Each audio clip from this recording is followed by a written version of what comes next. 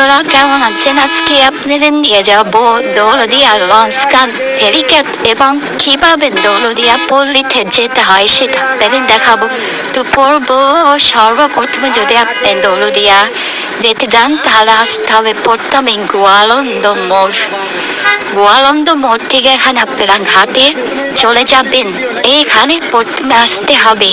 তো ঘাটে এখান থেকে 20 টাকা ভাড়া নেয়। আপনারা দক্ষিণবঙ্গ থেকে বরিশাল, খুলনা, গোপালগঞ্জ যেটা থেকে আসুন না কেন পড়তে হবে গোয়ালন্দ মোড়ে। তো গোয়ালন্দ মোড় থেকে চলে যাবেন গোয়ালন্দ লঞ্চ ঘাট ফেরিঘাট।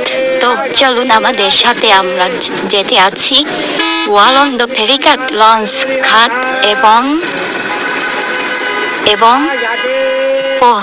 পল্লীতে। তো আস্তে আস্তে আপনারা যেতে থাকবেন এবং আশেপাশের পরিবেশটা দেখতে থাকবেন, সুন্দর নিপরণ পরিবেশ।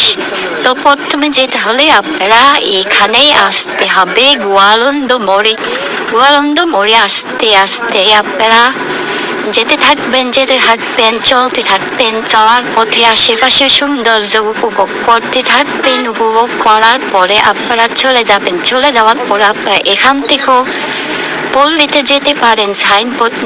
সাইনবোর্ড নামলে হলে সোজা একটি রেল লাইন বাজার সাথে সাথে আপনারা সেখানে চলে যেতে পারবেন। তো আপনারা সরাসরি ঘাটে যেও যেতে পারবেন।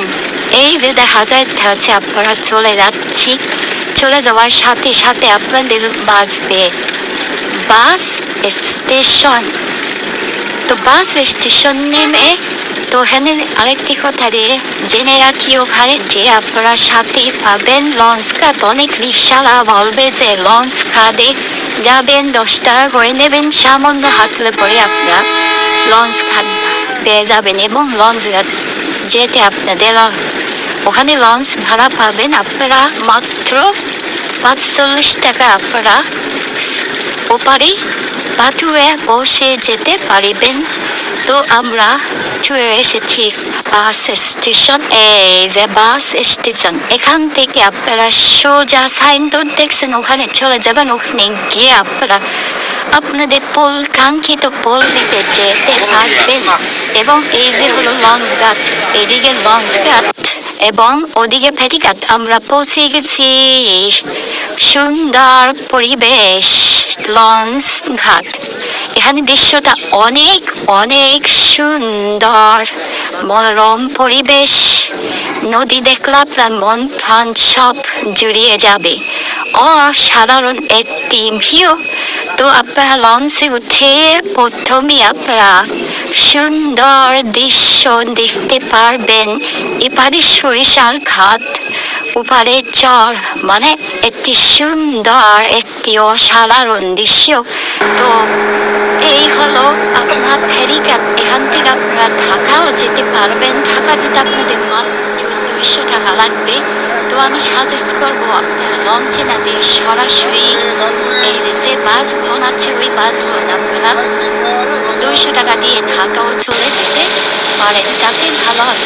কিন্তু দেখা যাচ্ছে আপনারা যদি এরকম লঞ্চে কাঁথা লাইনে যান এবং তাতে বাসগুলো অনেক ভিড় করে। তো আমি সাজেশন দেবো আপনারা সবাই 200 টাকা দিয়ে একদম সরাসরি ঢাকা এখান থেকে যেতে পারবেন। তো আপনারা যারা দৌলতদিয়া পল্লীতে আসতে চান এখানে আসতে পারবেন। আপনাদের ভালো ভালো কালেকশন আছে, মনের ইচ্ছে পূরণ করতে পারবেন। এবং আপনারা এখানে থাকার জন্য অনেক স্বল্প মূল্যে হোটেলও পেয়ে যাবেন।